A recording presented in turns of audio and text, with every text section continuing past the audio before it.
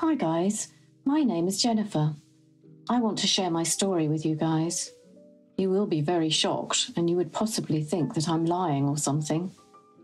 I was born in April. My parents were very rich. My mum and my dad had a big business. Well, everything was going well till the day I was 15 years old. My parents and I were visiting a different city. Unfortunately, we came to a car accident on the way. The car's brake failed and we hit the tree. I still remember that moment and sometimes it hurts like mad. I just hurt my head and everything was nighttime in front of my eyes. Once I woke up, I found myself in a hospital. I could hardly move my head and then I saw a gorgeous nurse standing ahead of me. I asked her what had happened, but she didn't say anything. After a couple of minutes, my aunt and her husband came inside the ward and they were crying. I began to ask my uncle and aunt and they said my parents had died in an accident. I began to cry actually because I will miss my parents. This was hard for me to bear. But also one thing happened to me then by accident. I could not feel the fear anymore.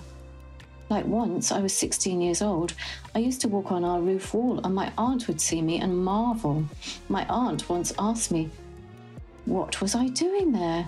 And I was like, I just like walking on the roof, enjoying the weather. You would possibly think that my reaction was funny. Well, sometimes I laughed also. My aunt began to realise that something was wrong with me. My aunt has 4 kids and that we were close to each other, but I spent most of my time in my room. At some point, me and my cousins planned to watch a horror movie with an uncle and aunt. They were very scared, but I was not. My aunt was very curious to understand that. It's true, I could not feel fear, but it doesn't mean I could not get hurt.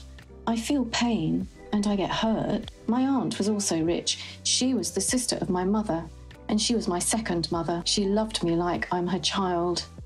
At some point, we discussed the problem with my uncle, and they took me to the doctor.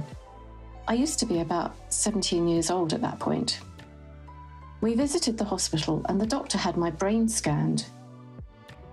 After a week, we visited the hospital again for the reports. The doctor said that I got hit on my brain, and therefore a part of my brain which feels fear had been damaged. My aunt and uncle were shocked, and I was silent.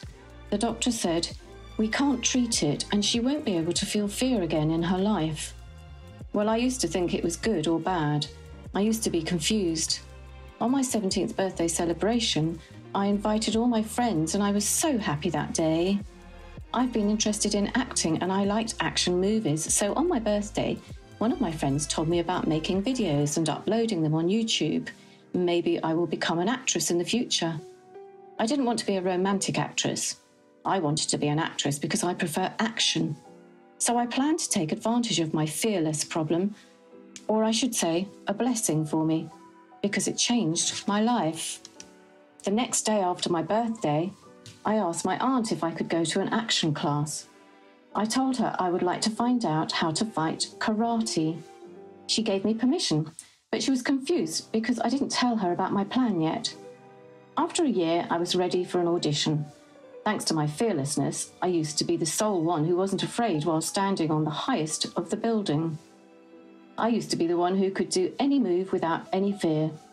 The directors and producers were very surprised at how I could do that, but actually, they know my past. I struggled and worked very hard. My aunt and uncle are pleased with me. My cousins were very happy and they all appreciated me tons. After 5 years, I was quite famous at that point. Each director wanted me. I signed for a movie as an action and romantic actress.